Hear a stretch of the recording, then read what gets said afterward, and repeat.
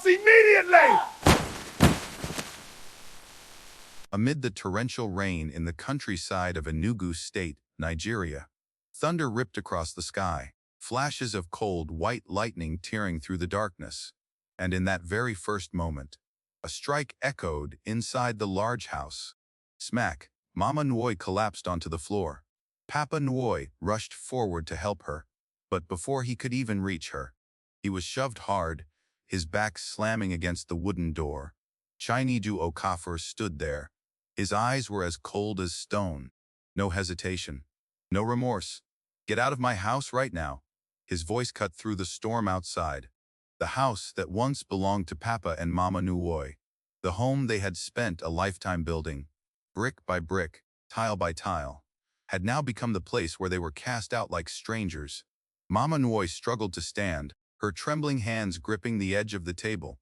Her eyes were red not from the pain, but from the disbelief that the man standing before her was someone they once called son.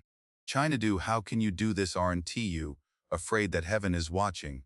There was no answer, only the sound of rain. And another shove. The door burst open. Two frail, elderly bodies were thrown into the cold night. Rain lashed against their faces. Wind tore through their gray hair. Behind them, the door slammed shut. Final. Cold. Just like the heart of the man inside, people say. Rain can soak everything, but not everything can be washed clean. Some hearts, once they turn cold, become more terrifying than the fiercest storm. If you are listening to this story from anywhere in the world, I am telling it from where I live, on a very quiet night. Yet every time I remember it, I still feel a chill, because this story is not just about one family. It is about how people can lose themselves when greed and ingratitude take over. That rainy night was only the beginning. What happened after that door closed will leave you silent and thinking for a long time. Stay until the end of this video to understand why some people must pay for what they have done. And if you believe stories like this need to be told, hit subscribe right now, because sometimes one story can remind you to love before it's too late. Mama Nwoi trembled as she stood on the cold, tiled floor of the living room, her wrinkled hands clutching tightly at the edge of her soaked headscarf, drenched from the moment she had run out to the porch, only to be shoved back inside. Lightning flashed through the window, casting pale, white streaks across her aged face, making the fear and pain in her eyes even more visible. Her voice broke, barely audible beneath the howling wind and the relentless pounding of rain on the metal roof. "My son, please, don't do this, it's raining." This was no longer the plea of a mother-in-law to her son-in-law. It was the final, fragile voice of an elderly woman trying to hold on to the last trace of humanity left in the heart of the man standing before her. But Chinedu Okafor did not look at her with the eyes of family. He stood tall in the middle of the room, his large shadow stretching across the floor like a cold, dark stain. His expensive clothes were perfectly pressed, his polished leather shoes untouched by mud, as if he belonged to an entirely different world from the two frail elders trembling before him. His face was tense, his jaw clenched, and in his eyes there was not even a flicker of hesitation. "Shut up," he barked, his voice sharp like a whip. "You've both lived long enough. Stop standing there pretending to be pitiful." The words fell into the room, like a blade, driven straight into the hearts of those who heard them. Mama Nwoi froze. Not because she had never seen people change. She had lived long enough to know that money could turn people into strangers, that wealth could make someone forget where they came from. But she had never imagined that one day, in this very house, the house she and her husband had built coin by coin, a man decades younger than her would glare at them and speak as if they were nothing more than old objects to be thrown away. Papa Nwoi stepped slightly in front of his wife. Though his back was bent, his shoulders thin, and his hands veined from years of labor, he tried to keep his voice steady. It was the last piece of dignity left in a man who once owned this home, who woke before dawn to work the land, who poured sweat and blood into the dry soil of Enugu just so his family would have shelter when storms came. "This is our house," he said slowly, looking straight at Chinadu. "I built it before you ever stepped into this family." Those words should have made a decent man lower his head. They should have made anyone with a conscience hesitate. But to Chinedu, they were like oil poured onto a burning fire. Perhaps what he hated most was being reminded that everything he was trying to claim had never truly been his. Perhaps he could not bear the truth that, even standing in this elegant living room, he was still only an outsider someone added last to the history of this home. And then, before Mama Nguoi could cry out, before Papa Nguoi could even brace himself, Chinedu stepped forward and shoved him. The push was sudden, brutal. Papa Nguoi's frail body staggered backward. His heel slipped on the rainwater that had blown in through the half-open door. His back slammed hard against the edge of a wooden cabinet before he collapsed onto the floor with a dry, sickening sound that made the air turn cold. A groan escaped his throat, cut short by the shock. The room fell silent. Even the rain seemed distant in that moment. "Papa!" Mama Nguoi screamed, a thin, heart-wrenching cry from a woman who had walked beside her husband through decades of hardship, who had seen him sick, seen him exhausted in the fields, but had never seen him humiliated like this. She dropped to her knees beside him, her trembling hands lifting his shoulders. Papa Nguoi's face twisted in pain. Blood trickled from the corner of his mouth, where it had struck the cabinet. His breathing was heavy, broken. But what hurt more than the impact was the look from the man standing over him. No regret, no confusion, only irritation, as if they were obstacles ruining his plans. Chinadu bent down and grabbed Papa Nguoi's arm. His fingers tightened so hard that the old man's thin skin stretched under the pressure. Papa Nguoi gritted his teeth in pain. Mama Nguoi lunged forward, clutching Chinadu's arm, tears mixing with rain, her voice shattering. "Please, please don't do this, he's hurt," he sobbed. Chinadu jerked his arm away, pushing her aside. Not hard enough to knock her down, but enough for her to understand that, in his eyes, she was no different from her husband. Just another obstacle to be removed. He didn't even look at her tear-streaked face. He simply dragged Papa Nguoi toward the door, as if pulling a worn-out sack out of the house. "Get out!" he growled. Papa Nguoi's heels scraped harshly across the floor, making a chilling sound. One of his worn sandals slipped off, left behind in the middle of the room like a silent witness. Mama Nguoi sobbed as she followed, trying to hold her husband, trying to block the doorway, trying to use her small, frail body against the strength of a younger man. But it was useless. The more she pleaded, the colder Chinadu became. The more she clung, the more ruthless he seemed, as if he needed to prove that power now belonged to him. Outside, the rain poured endlessly. Wind drove sheets of water into the house. Cold lashed against their skin. The air was thick with the smell of wet earth, damp wood, and the quiet spread of despair from two aging hearts. Family photos hanging on the wall trembled in the wind. In one old picture, Papa and Mama Nguoi stood smiling beside their daughter on her wedding day. Behind them was Chindu from years ago, his face humble, his eyes lowered with respect, his hands gently holding theirs. No one could have imagined that the man in that photo and the one dragging them to the door now were the same person. Papa Nguoi tried to push himself up, but Chindu pulled harder. Pain shot up his spine, darkening his vision. Still, he lifted his head, his voice hoarse, not begging, but carrying the quiet devastation of a man who had seen the true face of the human heart. "Chinaju, one day, you will understand a house is not something the strongest can take, and a family is not something you can throw away." Lightning split the sky, illuminating Chinadu's face for a brief second. He smirked a lifeless smile, empty of warmth, filled only with the arrogance of someone who believed money and documents could erase labor, memory, and blood. "Keep your lessons for yourself," he replied coldly. "From tonight on, there is no place for you here." And then he shoved the door wide open. Wind and rain burst inside. A freezing gust struck the faces of the frail old couple. In that moment, Mama Nui understood something: there are wounds that do not bleed, yet hurt more than any blow. It is the moment you realize that all the love, sacrifice, and trust you gave can be trampled in minutes by an ungrateful heart. It is when the house you once called home becomes the most unfamiliar place in the world. Chinidu still gripped Papa Nuo's arm. Mama Nui still clung to her husband, and in the raging storm of that Enugu night, betrayal stood exposed, raw, cold, undeniable. Sometimes, people do not lose their family because of poverty, nor do they lose their home because of disaster. They lose everything because a heart has been blinded by greed.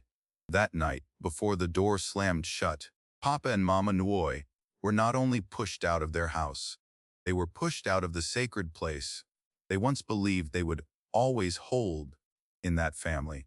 And that was the deepest blow of all. The moment the door burst open, wind and rain rushed in like a pack of wild beasts unleashed from the darkness. The rain lashed straight into Papa Nuo's face, his eyes, his skin so cold it felt as though every drop carried a needle. As he was dragged across the threshold, his already unsteady feet slipped hard on the muddy ground. His body collapsed, his knees slamming into the wet earth. His hands pressed down to brace himself, but they were too weak to hold his trembling body. He fell to one side, mud splashing across his worn clothes, mixing with the rain into miserable, stained streaks. Mama Nui dropped beside him in panic, even as the wind pushed her frail body off balance. She wrapped her arms around his shoulders, trying to lift him, but the rain was too strong, the ground too slippery, and her hands too weak. Her headscarf slipped loose, revealing strands of gray hair plastered to her forehead. Her eyes were filled with water. No one could tell whether it was rain or tears, because in that dark night it felt as though the whole sky was weeping with them. "Please don't do this." Her plea was heartbreakingly small, lost in the roar of rain against the roof and the distant thunder. It was the final prayer of a mother who no longer had anything to hold on to except the faint hope that a trace of conscience still remained in her son-in-law. She was not asking for the house, not for the property, not for the dignity that had already been trampled. She was only asking that this night not be so cruel, just a place to escape the rain, just not to be turned into homeless souls in the very village where they had once been respected. But Chinidu Okafor stood at the doorway, under the yellow light spilling from inside, like a statue carved from cold stone. The wind brushed his clothes, but his face did not move.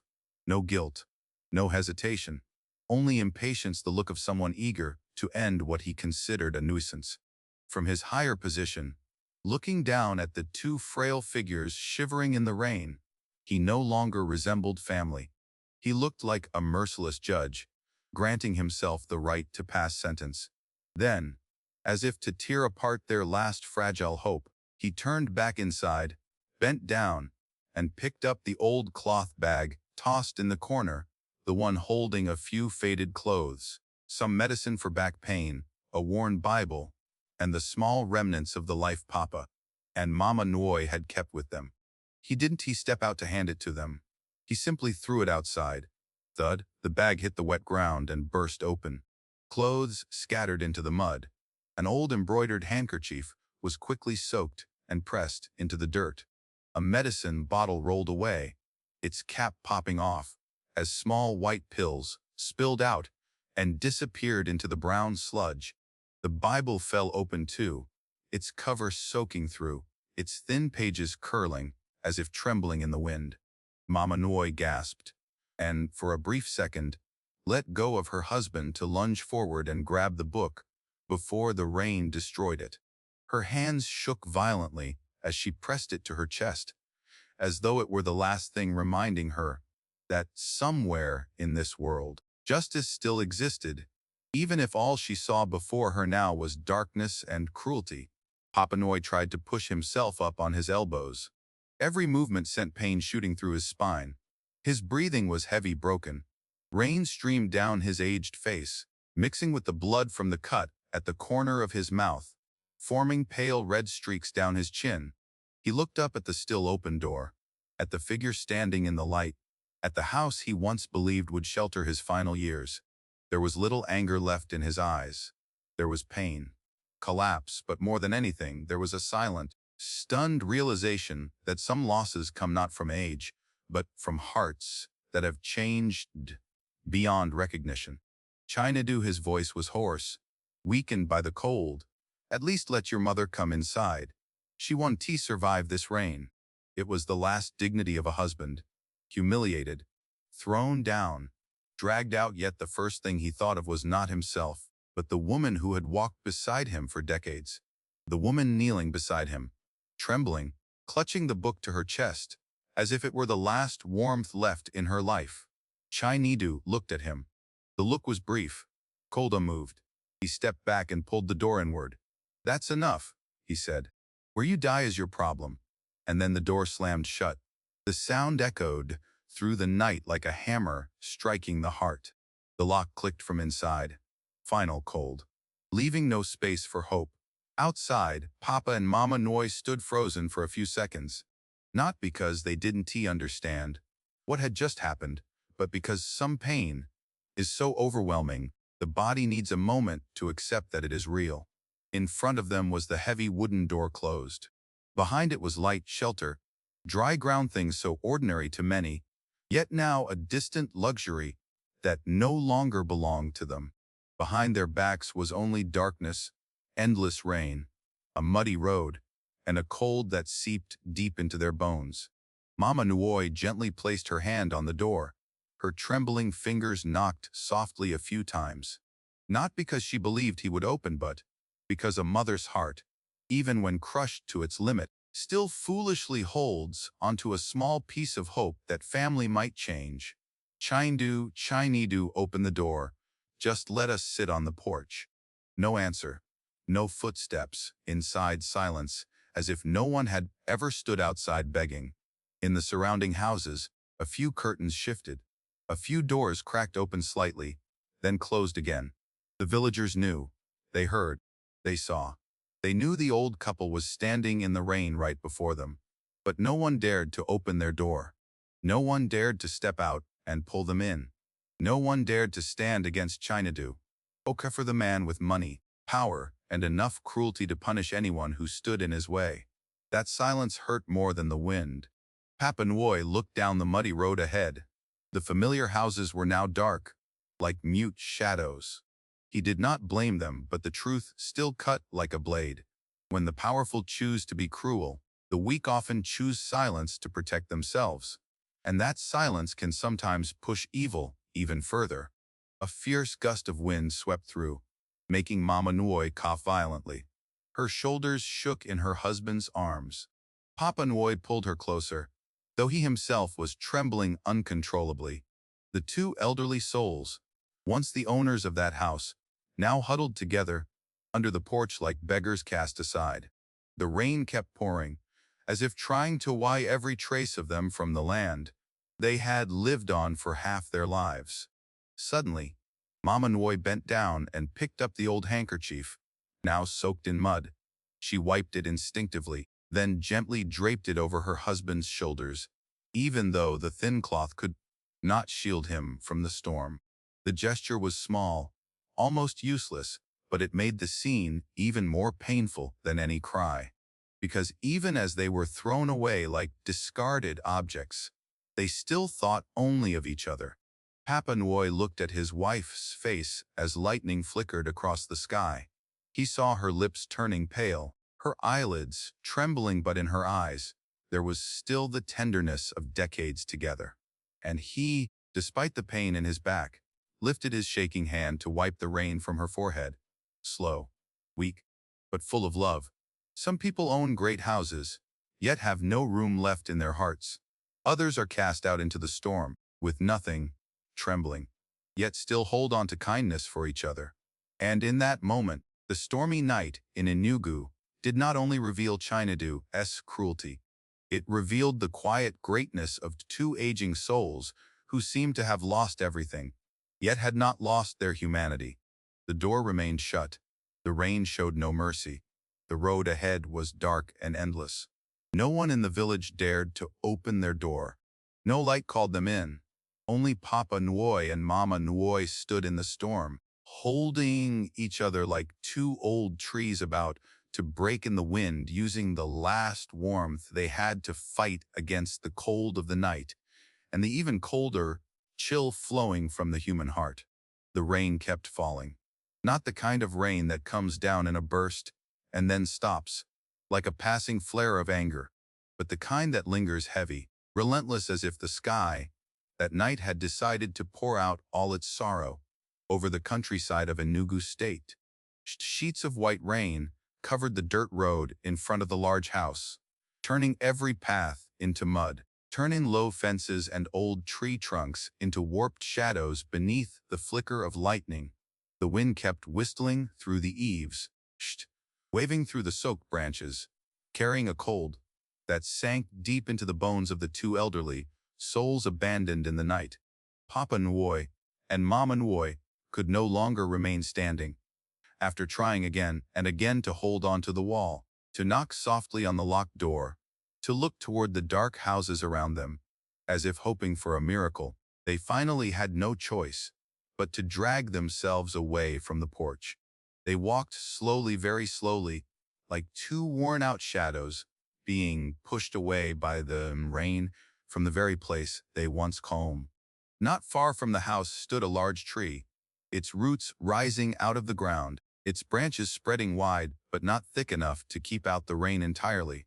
There, at least, the wind did not strike their faces as directly. There, at least, they could sit down without the light from the house shining straight on them like a cruel reminder that warmth still existed inside, while outside there was only rejection. Papa Nwoy breathed heavily as he lowered himself onto one of the roots, slightly raised above the ground. His back ached as if someone had struck it with a stone. His arms still burned from being dragged across the floor, and his knees trembled from the cold. Yet the first thing he did after steadying himself was not rub his chest or check the cut at the corner of his mouth. Instead, he slowly removed the outer shirt that had become heavy with rain.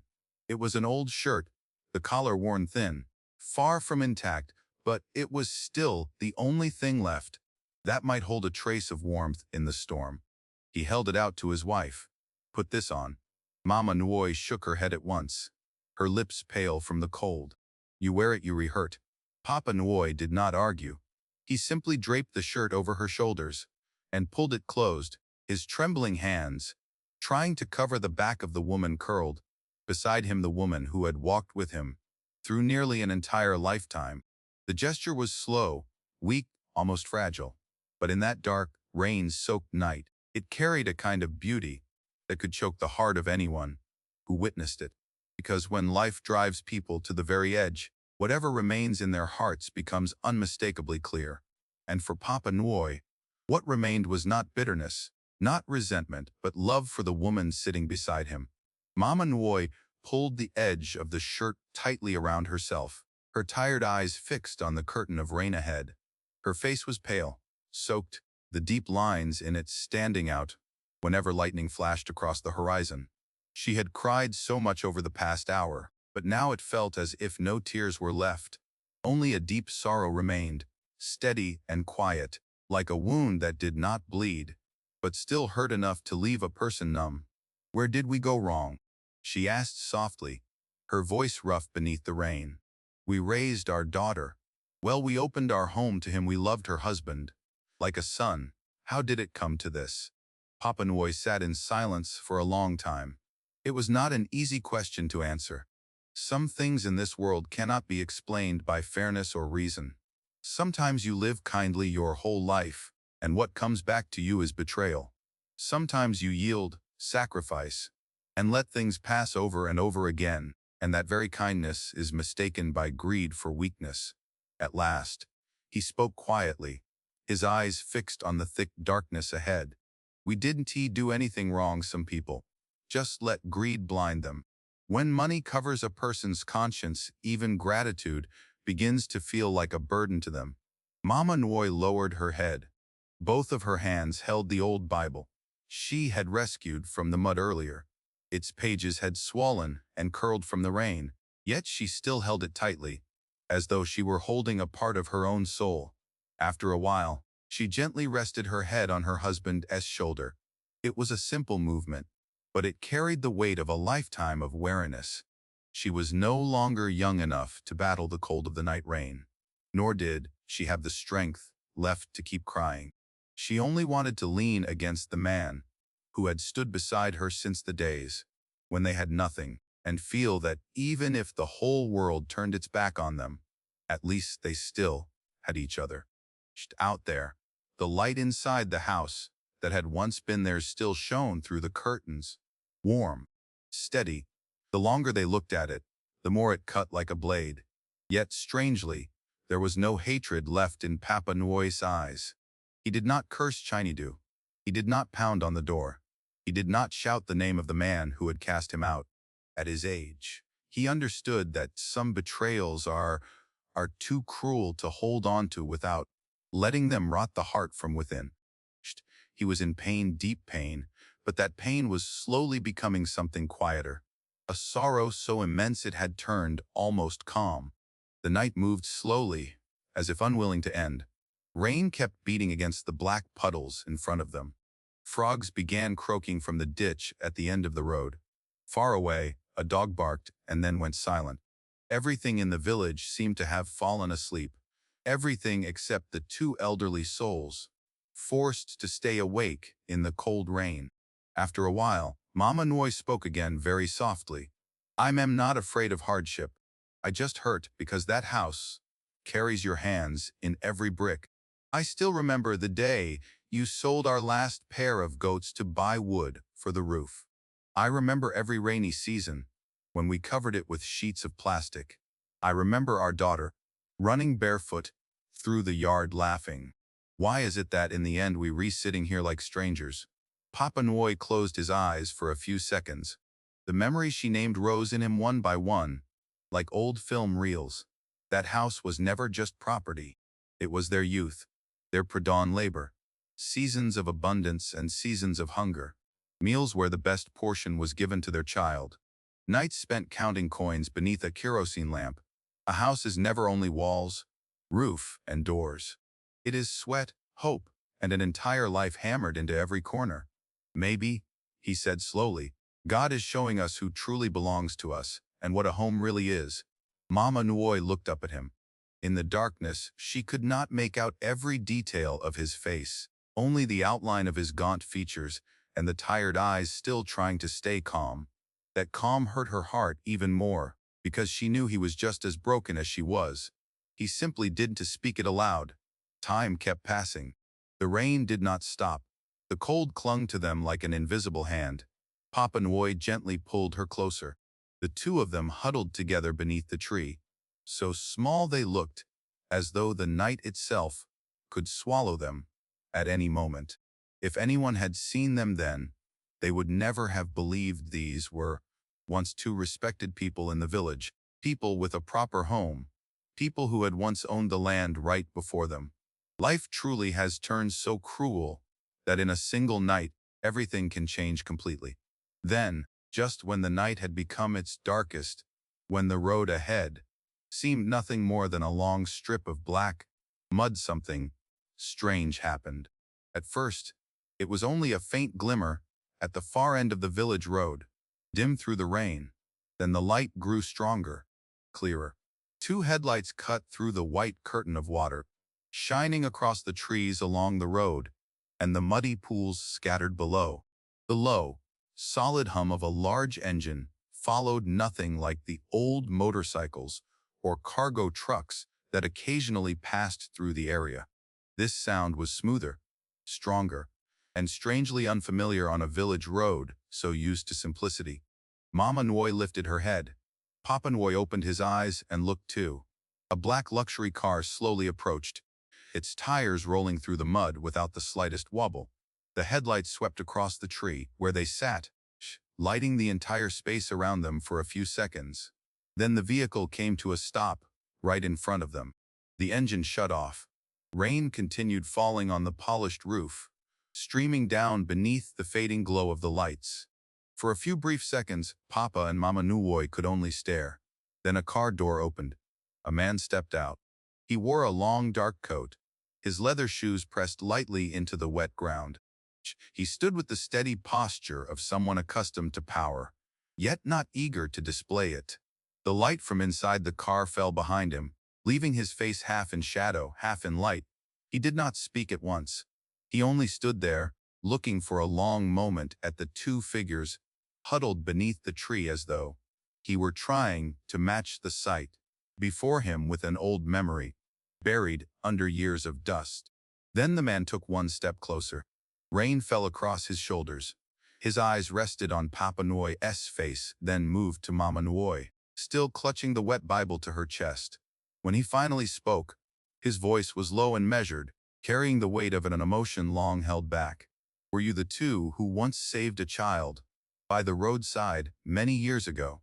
The question hung in the rain-filled night, so unexpected that both Papa and Mama Nuoi froze. Mama Nuoi blinked several times, as if she had heard wrong. Papa Nuoi lifted his head fully. In his exhausted gaze, a thin spark of surprise appeared. The man remained still, his eyes fixed on them, as though he had traveled a very long road. Just to confirm this one thing, and in the longest night of their lives, when every door had seemed closed, another door, utterly unexpected, seemed to be opening. Mama Nuoi sat silently beneath the tree, her hands still clutching the Bible that had been soaked so thoroughly by the rain it had gone soft in her grasp. In the car's headlights, shining through the white curtain of rain, her face looked both exhausted and bewildered. The stranger's question was like a stone thrown into the still surface of a memory long asleep, sending old ripples spreading through her mind. She studied him carefully. That posture, that voice, those eyes, there was something familiar about him. But the passing decades had covered too much of memory in dust. Papa Nuoi turned slightly and looked at his wife. They said nothing, yet in their eyes was the same effort to remember something that had happened far, far away. One night, one road, one child. Then Mama Nuoi gave a faint nod. It was only the slightest movement, as if she still could not fully believe what was unfolding before her. Yes, she said, her voice trembling from cold and emotion. Many years ago, there was a little boy left by the roadside, near the old market road. It was raining then too, not as hard as tonight, but it was very cold. He had a high fever, he was covered in mud, and he had cried until he was too weak to keep going. The man before them stood motionless for several seconds, his face tightened, his jaw locked. And then, for the first time since stepping out of the car, the composure of a man seasoned by life cracked open. His eyes reddened under the lights. A trembling smile appeared on his lips, not the smile of joy, but the smile of someone who had finally reached the place he had spent years searching for. That child, he said slowly, as if afraid that if he spoke any faster, the emotion inside him would spill over.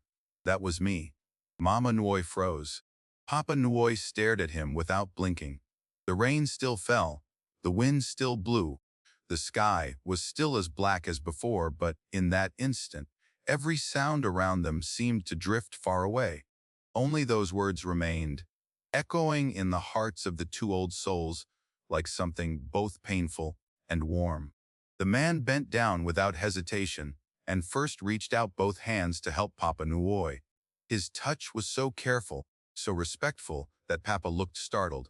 A man like this arriving in a luxury car, dressed in expensive clothes, carrying the bearing of someone successful, was now bending in the middle of a stormy night to lift an old man who had just been shoved into the mud by his son-in-law. Then he turned and helped Mama Nuoi, his voice rough with emotion. For many years I have been looking for you. Mama Nuoi was still overwhelmed. Who are you? The man looked at her, his eyes wet but glowing with a light, completely different from the coldness inside the house behind them. It was the light of gratitude preserved for far too long. My name is Emeka. The name itself did not awaken the memory at once, but the story behind it did. Back then, Papa and Mama Nuoi were much younger. On the road home from the market, they had found a boy of about 8 or 9 years old curled up beside the grass, his clothes torn, barefoot, his body burning with fever.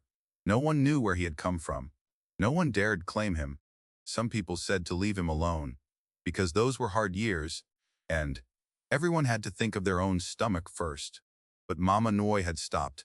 She bent down and lifted the boy, even though he was covered in mud. Papa Noi asked no questions. He simply took off his coat, covered the child with it, and carried him home. They cared for him for 3 days, gave him medicine, fed him porridge, and kept a fire going to warm him. On the 4th day, a group of people searching for a missing child finally found him and took him away. Before leaving, the fever had just begun to break, and the little boy had only enough strength to grab Mama Nuoi's hand and cry. Then life carried everyone in different directions. They never saw him again. To Papa and Mama Nuoi, it had been only one small act of kindness among the many quiet kindnesses they had given throughout their lives.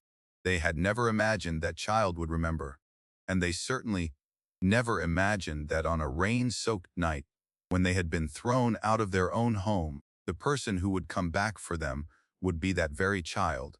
Emeka opened the back door of the car, took out a thick blanket, and wrapped it around Mama Nuoi's shoulders first.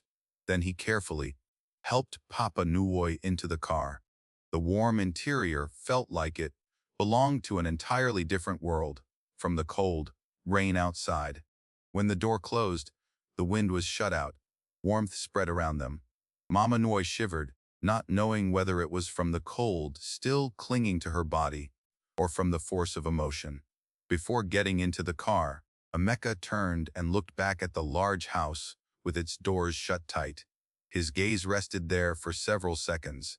Not angry, not loud, just deep, heavy, like a man who had just witnessed the decay of the human heart with his own eyes, and understood that some debts in life do not need to be collected by hand, because life itself will collect them in time. That night, the black car quietly left the village of Enugu in the rain. No horn, no commotion. No one knew where it was taking Papa and Mama Nuoi. Only a few curtains shifted in the darkness. A few astonished eyes watched it go. A few whispers slipped out from behind half-open doors.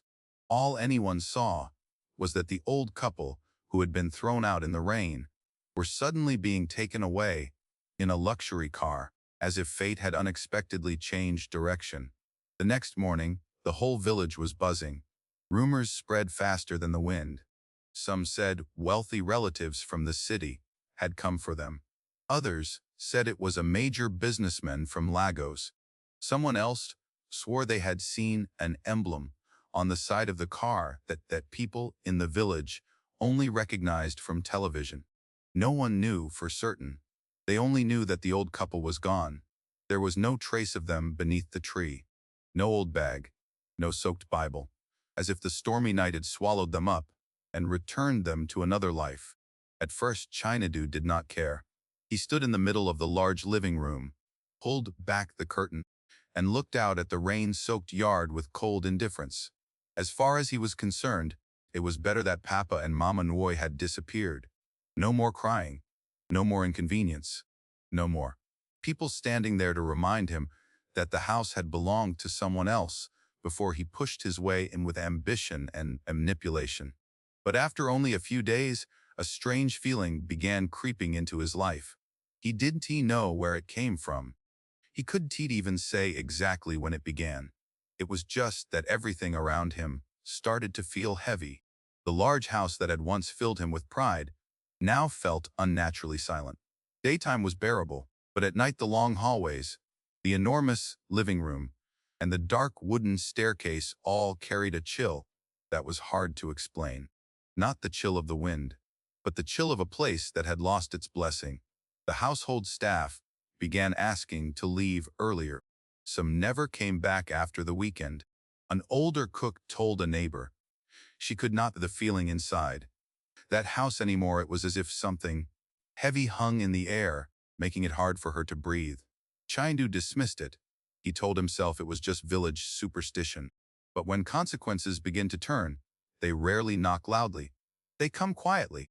And by the time people realize what is happening, it is often too late. Within a few weeks, Chinaju's business began to crack like old roof tiles under a storm. An important contract he had been certain would go through was suddenly canceled at the last minute. Longtime partners stopped answering his calls. A large investment that had seemed guaranteed to profit collapsed because of a paperwork problem no one had noticed before. Money started flowing out faster than it came in. Meetings were postponed. Promises were swallowed. The people who had once laughed and spoken warmly with him began keeping their distance behind polite but icy excuses. Then one by one, his business partners began pulling out. Some blamed market instability. Some said they needed to reconsider strategy. Some did not even bother pretending, sending only a brief message to say the partnership was over. Every time it happened, Chengdu grew furious. He slammed his phone onto the table. He shouted at employees. He snapped at everyone around him. But the angrier he became, the more helpless he felt, because he was beginning to see something terrifying. Everything was slipping through his fingers too fast, and he could not grasp the true reason why. Money began vanishing like water leaking through stone. Bills piled on top of bills. Debts came due. Deals he had once thought certain turned into massive holes, swallowing everything around them. And the large house, the very thing he had fought so viciously to claim, became frighteningly cold. At night, he often woke in the silence. No more sound of the old man's footsteps in the yard. No more Mama Nui whispering her prayers each evening. No more sight of Papa Nui moving slowly through the hallway. He had wanted them gone so he could have his own space. Now he had it. Too much of it. Too empty. Too cold. Once, while passing through the living room, he suddenly stopped. On the tiled floor, where Papa Nui had fallen, he noticed a dark patch formed by the shadow of a tree outside. It was only a shadow, nothing more. But for some reason, he could not make himself walk past it immediately. A disturbing feeling ran down his spine. He turned away quickly, trying to silence the quiet voice growing louder in his mind. Something is wrong. Very wrong. And for the first time since that stormy night, Chengdu no longer felt like the victor in that house. He was only a man standing inside walls he had stolen, watching everything around him slowly collapse.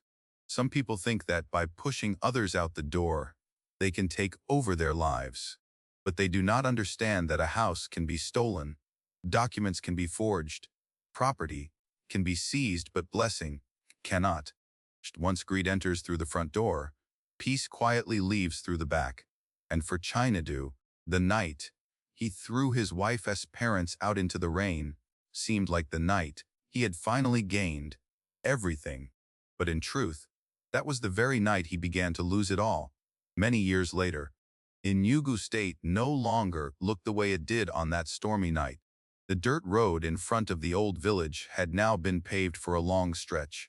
New tin-roofed houses stood between older brick homes. The small shop at the entrance of the village had changed owners. The old tree where Papa and Mama Nui had once huddled in the rain was still there, but its leaves had grown thicker and its trunk had added another ring of age.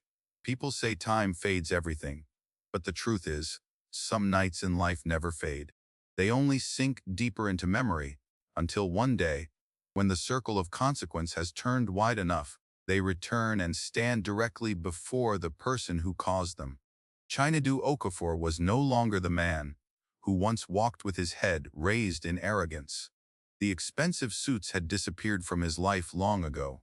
The polished cars, the flattering business partners, the lavish parties, and the praise that had once made him believe he was untouchable, all of it had vanished like smoke after a strong wind. Time and a long chain of failures had worn him down in a way more brutal than any beating. His face was hollow, his cheekbones sharp, the dark circles under his eyes, deep from too many sleepless nights. on the hands that had once known only how to sign papers of deceit and lift expensive glasses of liquor. Thick veins now stood out beneath rough skin, the hands of a man who had done whatever temporary work he could just to survive. He stood in front of a luxurious villa on the outskirts of the city. A tall gate, a black iron fence with intricate designs, a stone walkway so clean it reflected the pale afternoon sunlight. 2 rows of carefully trimmed trees lined the wide garden. Farther in stood a cream-colored villa with a deep red roof, tall glass windows reflecting the sky as evening shadows slowly fell. Everything about that place spoke of stability, wealth, peace, the kind of real peace, not the cold display he had once tried to build inside the old house. Chiniju stood outside the gate for a long time before he found the courage to ring the bell. His finger trembled, not from cold, but from fear. Fear that when this door opened, it would reveal the very thing he both longed for and dreaded having to face. The fear that all the years he had spent hiding, justifying himself, blaming the market, blaming bad luck, blaming others, had still led him back here, back to the very people he had thrown out into the rain all those years ago. A servant came to open the gate. Chinadu spoke in a hoarse voice and gave his name. The servant hesitated slightly at hearing it, but asked no questions. He only looked Chinaju over once, as if trying to match the broken man, standing there with a name that had been mentioned more than once over the years, then quietly led him inside. With every step on the stone path, Chinadu's heart grew heavier. He looked at the carefully kept garden, the wide, dry, bright front porch, the spotless windows reflecting his own image, a small, worn figure, almost nothing like the man who had once confidently declared, before the whole village, that the house belonged to him, that no one had the right to take it back from him. He was led to a large wooden door. The servant knocked softly and stepped away. Chinidu stood there alone, his hands clenched and unclenched again and again. His lips moved as if trying to prepare a few words. But no words were enough. Some sins are too great for any apology not to sound fragile and late. Then the door opened, and standing there was Papa Nuoi. In that moment, Chinidu felt as though time had stopped, and at the same time, he understood that time had traveled very far. Papa Nuoi was no longer the old man shivering in the rain, back bent, clothes soaked, blood at the corner of his mouth, as he had been that night long ago. Age was still written across his face, more silver in his hair, deeper lines, thin hands with prominent knuckles. But now he stood upright, not upright with the strength of youth, but with the quiet steadiness of a man who had gone through the deepest pain and had not let it bend him forever. He wore simple, clean clothes that fit him well. His eyes rested on Chinedu with calm depth. Not weak, not trembling. No longer the eyes of a man driven to the edge. They were the eyes of someone who had risen from the lowest place and still kept his humanity. Chinedu looked at him for less than 2 seconds before collapsing to his knees. His knees hit the stone with a heavy, dull sound. Whatever twisted pride, whatever scraps of arrogance, remained in him shattered in that instant. He lowered his head, his shoulders shaking.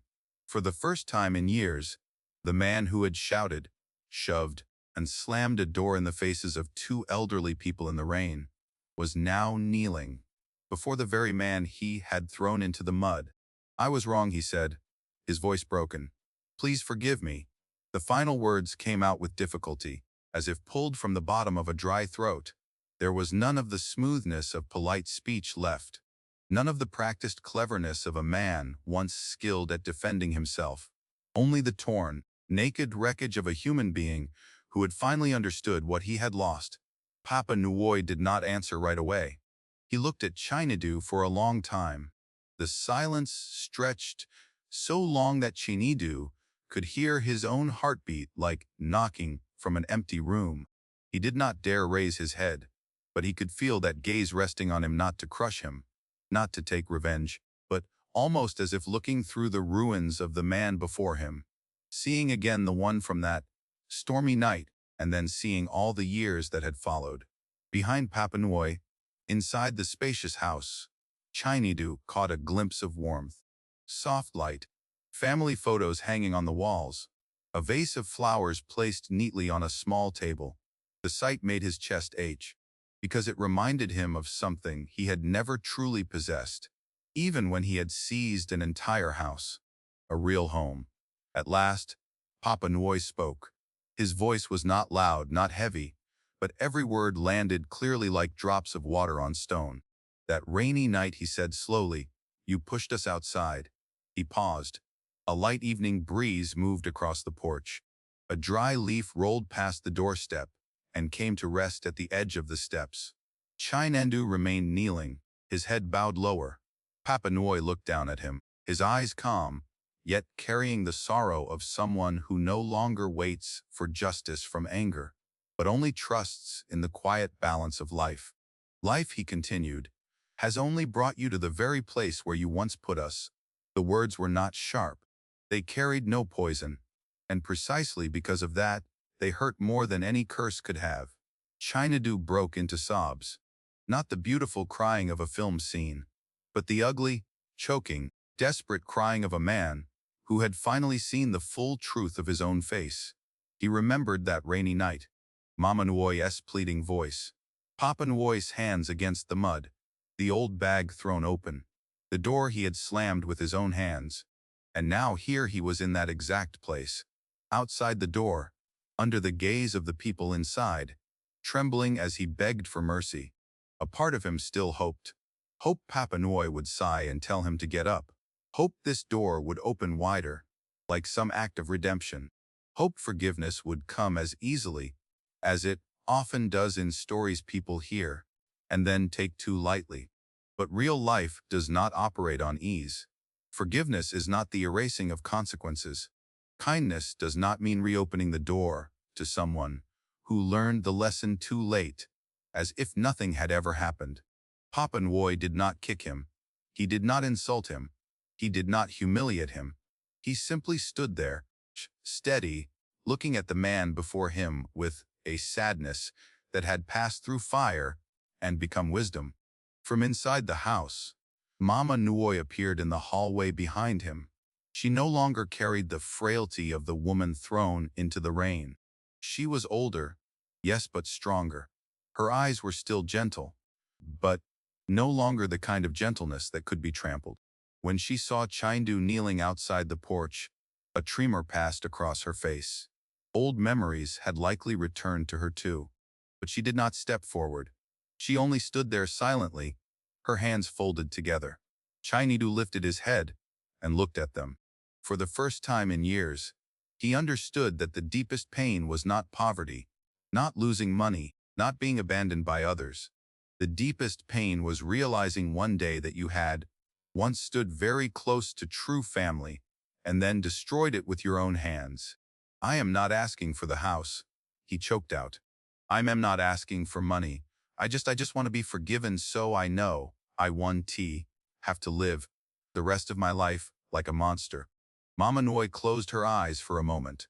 Papa Nui turned and looked at her briefly. Between them passed the silent understanding of two people who had walked through darkness together. No words were needed, no long discussion. They both understood that some doors stay closed not because of hatred, but because of dignity. Some distances must remain, so that justice is not turned into naivete. Papa Nui turned back to Chinedu one last time. He said nothing more. No grand speech, no long sermon. Life had already preached enough to Chinedu. Then the door slowly closed, not slammed hard like the night years ago, when Chinedu had closed it in their faces. Just shut gently, firmly, quietly. And that quietness was the most devastating thing of all, because it made Chinedu understand that not every door closes in anger. Some doors close because the people inside have finally learned how to protect their peace from those who once destroyed it. Chinedu remained kneeling on the porch for a long time. The sun sank lower. Evening shadows stretched across the stone steps.